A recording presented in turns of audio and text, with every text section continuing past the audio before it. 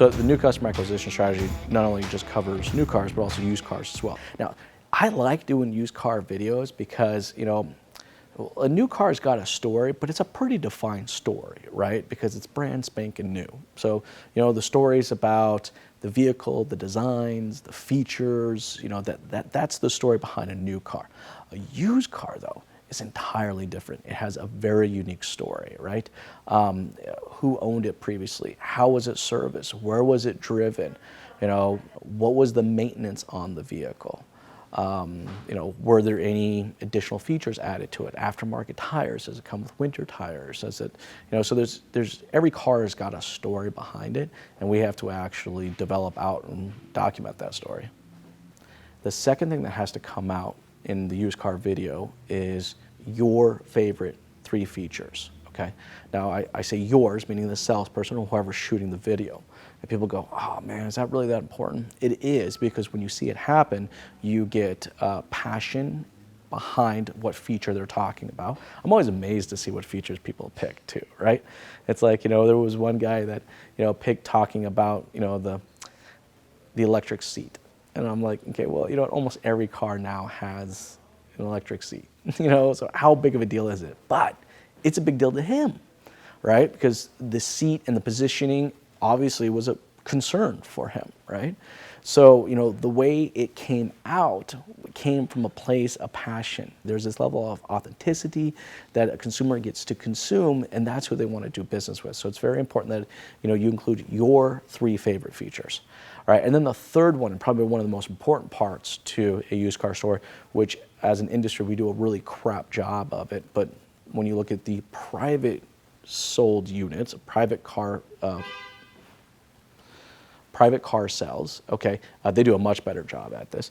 And it's the story of reconditioning. As a dealership, we are held to a certain standard that we have to maintain and hold when it comes to our pre-owned vehicles. We have to use OEM parts. If you're a franchise dealer, you got to use OEM parts. Brake jobs, tires, suspension components, as a dealership, I think there's more that we have to put into the vehicle for reconditioning. And we don't ever seem to share that with the consumer until they've already come into the dealership. So it's like we try to almost hold on to that piece of information as a value add, but in reality, that's what customers want to hear. They want to hear this. It's like, oh wow, this, the brakes have been done, tires have been replaced, lower ball joints have already been done, full transmission service. Like, this car, yes, it's a pre-owned vehicle. Yes, it's got a higher mileage, but it's like, this thing is ready to go.